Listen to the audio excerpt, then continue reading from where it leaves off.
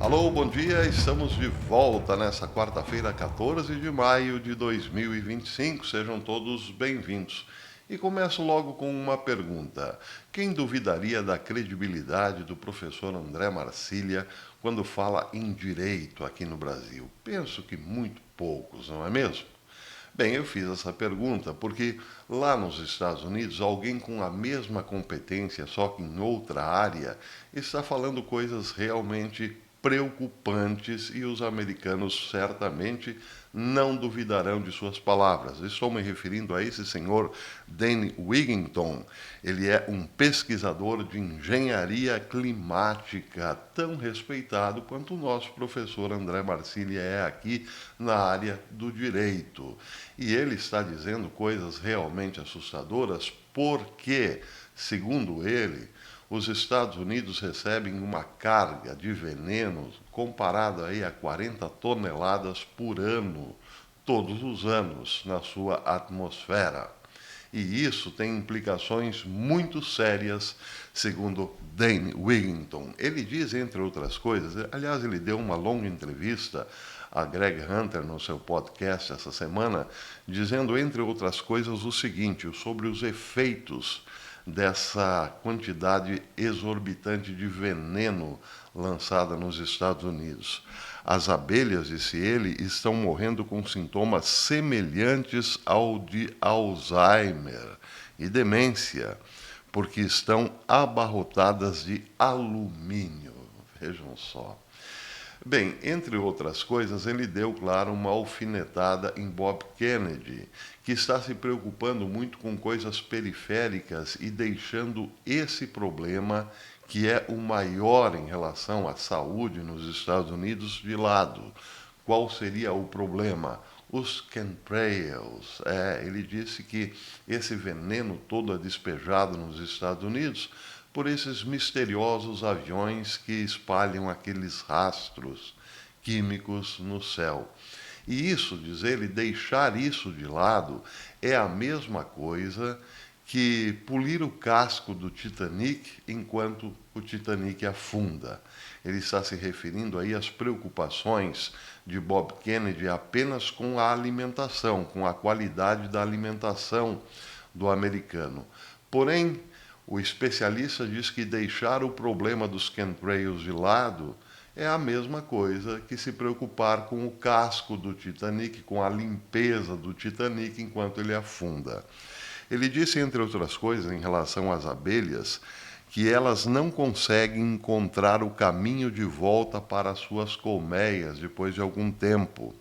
Isso, diz ele, está também acontecendo conosco, com todos nós também.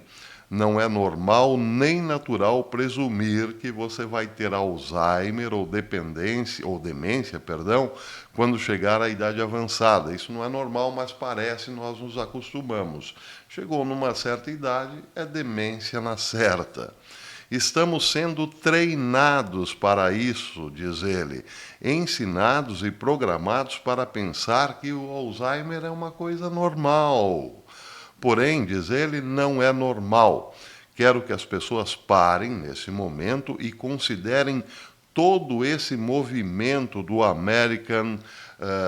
Make American Health Again, que é o programa de Bob Kennedy na saúde, que significa, diz ele, absolutamente nada, significa zero, se não impedirmos a chuva de contaminantes dos nossos céus.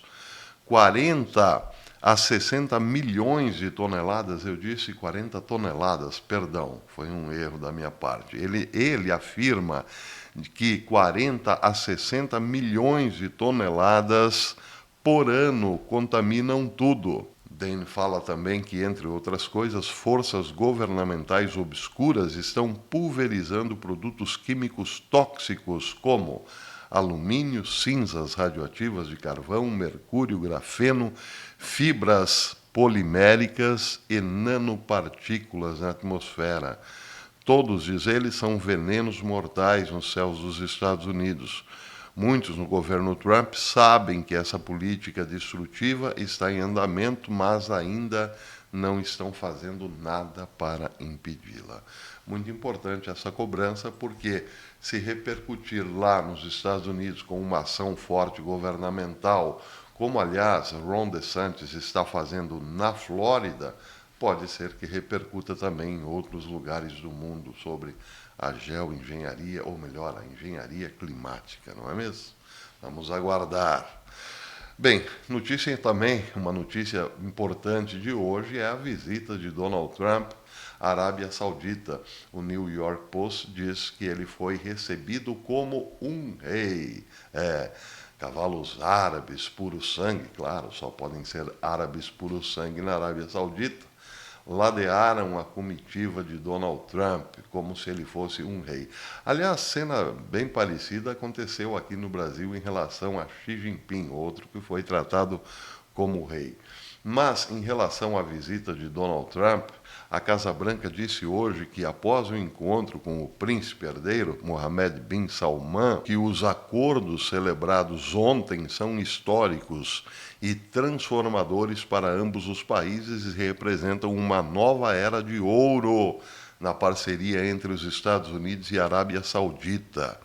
A Casa Branca afirmou também que, desde o primeiro dia, a política de comércio e investimento América em primeiro lugar do presidente Trump priorizou a economia americana, o trabalhador americano e nossa segurança nacional.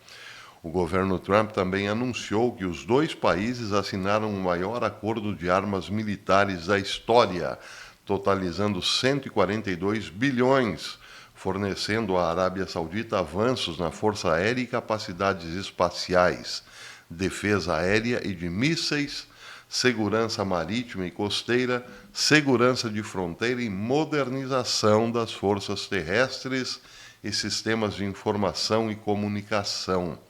A Casa Branca lembra que o acordo incluiu a empresa saudita DataVolt, que investirá 20 bilhões em data centers, inteligência artificial e infraestrutura energética nos Estados Unidos. Outra empresa saudita, a Shamek Solution LLC, investirá cerca de 5,8 bilhões, incluindo uma instalação de fluidos intravenosos de alta capacidade em Michigan. O investimento se concentrará inicialmente em acordos que fortaleçam o setor de energia, o complexo militar industrial, a tecnologia e a inteligência artificial e o acesso à infraestrutura global e aos minerais essenciais. Tudo isso é informação da Casa Branca. Mas há uma informação da Casa Branca também que constrange ou está constrangendo muitos republicanos de raiz.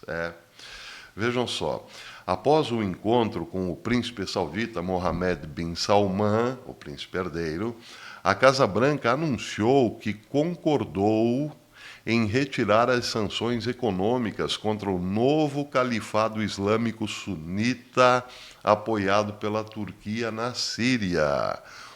Um regime jihadista que massacrou milhares de cristãos e minorias religiosas aluítas desde que chegou ao poder há alguns meses, lembra Léo Roman.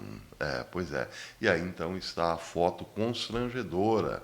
O terceiro na direita é exatamente o líder desta nova Síria com quem Trump se reuniu, além, claro, aí do príncipe saudita. Então, está aí algo realmente para constranger muitos republicanos. Bem, se por um lado a Arábia Saudita investirá em inteligência artificial nos Estados Unidos, por outro, uma notícia curiosa, a Microsoft estará demitindo muita gente novamente. Parece que a Microsoft começará uma nova onda de demissões em Washington.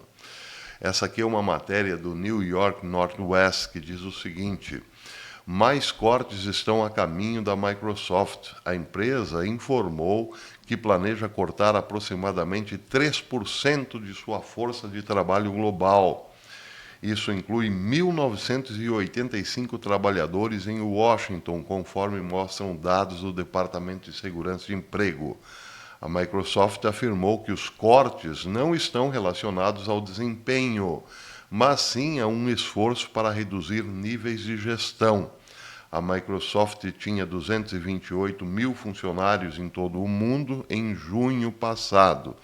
Embora não confirme, este parece ser o maior número de demissões da empresa desde 2023, quando a Microsoft demitiu 10 mil funcionários. Bem, por que essa notícia é importante? Se comparada a outra, que a Arábia Saudita também investirá bilhões dos Estados Unidos em pesquisa e desenvolvimento de inteligência artificial, e a Microsoft demitindo quase 2 mil funcionários, dando mais aí uma nova rodada de demissões, isso quer dizer para muitos entendedores que a inteligência artificial já está operando a ponto de que a Microsoft não precise mais de 2 mil funcionários. E isso quer dizer o seguinte: quanto mais houver evolução nesse setor, claro, menos mão de obra será necessária. Pois é, importante notícia. Bem, aqui mais uma informação. Essa aqui é também constrangedora para muitos republicanos. Parece, ao que tudo indica, a lista de Epstein não sairá definitivamente. O FBI, parece, ao que tudo indica, sentou em cima dos papéis e não levantará deles por pelo menos, bem, talvez nesses próximos 4 anos ou 3 anos e meio, como queiram.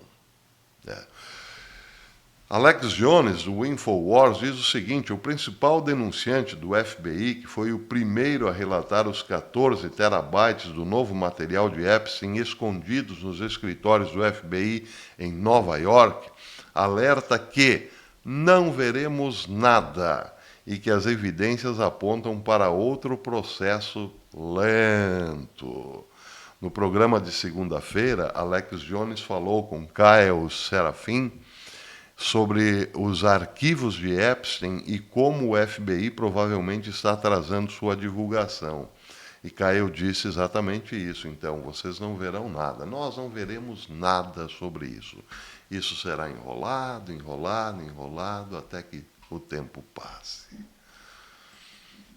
Bem, se por um lado o FBI está sentado sobre esses papéis, ele certamente está, por outro, tentando criar aí algumas cortinas de fumaça, ou ele, o FBI, e algumas mídias que estão divulgando coisas que, nesse momento, talvez não teriam nenhum interesse ao público se os documentos de Epstein viessem à luz do dia.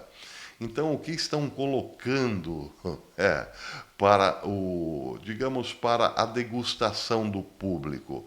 As questões dos OVNIs novamente, tendo o FBI como o agente polêmico dessa história. Vejam só, essa é a matéria de hoje do Daily Mail, que diz o seguinte: arquivos chocantes de OVNIs escondidos na biblioteca presidencial afirmam que os Estados Unidos fizeram contatos bem-sucedidos com uma raça alienígena. Um conjunto de documentos governamentais descobertos detalhou um encontro secreto cara a cara com seres alienígenas há mais de 60 anos.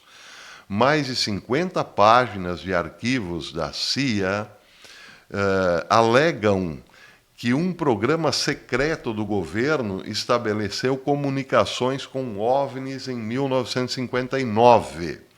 Trata-se do projeto Sigma, que foi iniciado em 1954. Ele usou uma linguagem de computador binária enviada por sinais de rádio ao espaço para fazer contato com vida alienígena. Apenas 5 anos após a conexão interestelar, um oficial da Força Aérea dos Estados Unidos encontrou-se com os extraterrestres que receberam essas mensagens. Os arquivos alegam que, em 25 de abril de 1964, Um único oficial de inteligência se encontrou com dois alienígenas num local previamente combinado no deserto do Novo México, o mesmo estado onde o famoso incidente ou acidente de OVNI em Roswell supostamente ocorreu. Bem, o que tem a ver o FBI sobre essa informação? O FBI reconhece que esses documentos existem, porém diz que são falsos. E aí, claro, cria-se uma nova polêmica entre a CIA e o FBI sobre a veracidade desse encontro de militares norte-americanos com OVNIs. Claro que muita gente diz o seguinte: os documentos não são falsos, não, porque se fossem falsos, haveria também como explicar a longa pesquisa que o Exército Brasileiro, inclusive, fez na chamada Operação Prato, onde o Exército ficou pelo menos por 4 meses investigando aparições de OVNIs lá no Pará, na cidade de Colares, não é mesmo? E também muita gente lembra do estranho caso do ET de Varginha. Então muita gente dirá: a CIA está certíssima, esses documentos são reais. E o FBI quer esconder tudo isso. Por quê? Talvez para isso, para que essa polêmica toda levante uma cortina de fumaça em relação ao caso Epstein. Parece meio óbvio que isso aconteça, né? Outra notícia importante, essa de ontem. Lembram daquela juíza que tentou ajudar um imigrante ilegal fugir do ICE? Pois é, vejam só. Ela foi indiciada por um grande júri no condado de Milwaukee. Trata-se da juíza a quem eu falei aqui já muito, Hannah Duggan, que foi acusada então de tentar ajudar um imigrante ilegal a escapar da justiça. De acordo com o Milwaukee Journal Sentinel, Duggan, de 66 anos, foi indiciada ontem, 13 de maio, após uma audiência que durou o dia todo. Ela foi acusada anteriormente de obstruir uma agência federal, bem como ocultar uma pessoa para impedir que a prisão ocorresse. A acusação de 2 páginas detalha o caso e ela pode pegar até 6 anos de chilindró, bem como uma multa de $350 mil. E lá pelas tantas, o Milwaukee Journal Sentinel sugere que, nesse caso, a esquerda pirará. Bem, agora outra notícia, essa envolvendo a bela Tulsi Gabbard. Se por um lado o FBI parece não estar entregando o que prometeu, Tulsi Gabbard não está perdendo tempo em limpar o pântano, diz o Red State. Matéria de ontem disse que Tulsi Gabbard, que deixou o Partido Democrata em 2024 para se tornar republicana, continua deixando sua marca ao demitir ontem os principais funcionários que lideraram o Conselho Nacional de Inteligência, alegando que são partidários ferrenhos do Partido Democrata. Como ela esteve lá no Partido Democrata, ela sabe muito bem o que está falando, não é não? Denunciantes escreveram os funcionários como radicalmente opostos a Trump, que se esforçavam para bloquear a sua agenda. Então, Tulsi Gabbard demitiu, entre esses, Mike Collins, que ocupava o cargo de presidente interino do Conselho Nacional de Inteligência, e sua vice, Maria Langan-Rickoff. Isso tudo ontem, disseram autoridades de inteligência de alto escalão à Fox News Digital. E agora, para terminar, uma notícia curiosa e engraçada envolvendo o fenomenal Joe Biden. Vejam só, o último livro do escritor, do jornalista Jake Tapper, diz que Biden, vejam, não reconheceu George Clooney na última vez que se encontraram, antes do debate em que Biden perdeu vergonhosamente para Donald Trump na campanha. Ele simplesmente não sabia quem era George Clooney. Tudo bem se ele não soubesse quem é não soubesse, não é? Quem é o professor Belay. Tudo bem, até aí explica-se. Mas não reconhecer George Clooney, que é um ferrenho democrata e era um ferrenho apoiador de Biden. Ele queria que Biden continuasse na campanha enquanto todos diziam, ou melhor, enquanto a ala de Kamala dizia que ele não tinha condições. E George Clooney manteve-se firme na posição de apoiador de Biden. E aí, de repente, os dois se encontram e Biden... Quem é esse aí?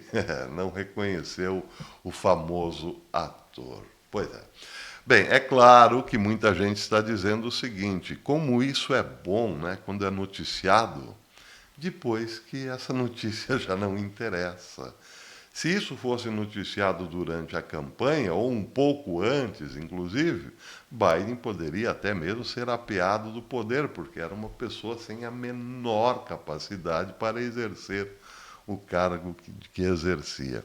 Mas existem outros detalhes assim bem pitorescos no livro de Tapper, que diz, entre outras coisas, o seguinte: Biden estava tão enferrujado que cochilou durante a preparação para o debate que teve com Donald Trump. A equipe lá tentando reanimá-lo ou animá-lo para que ele fosse bom no debate, não conseguiu impedir que ele dormisse, entre outras cocitas.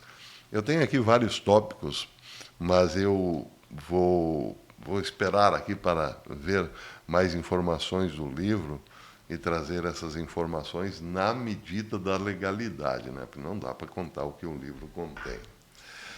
Então é isso, meus queridos amigos. Por enquanto é isso. À noitinha eu volto e lembro, amanhã é possível Putin se encontre com Zelensky na Turquia. Essa é outra expectativa interessante para a semana.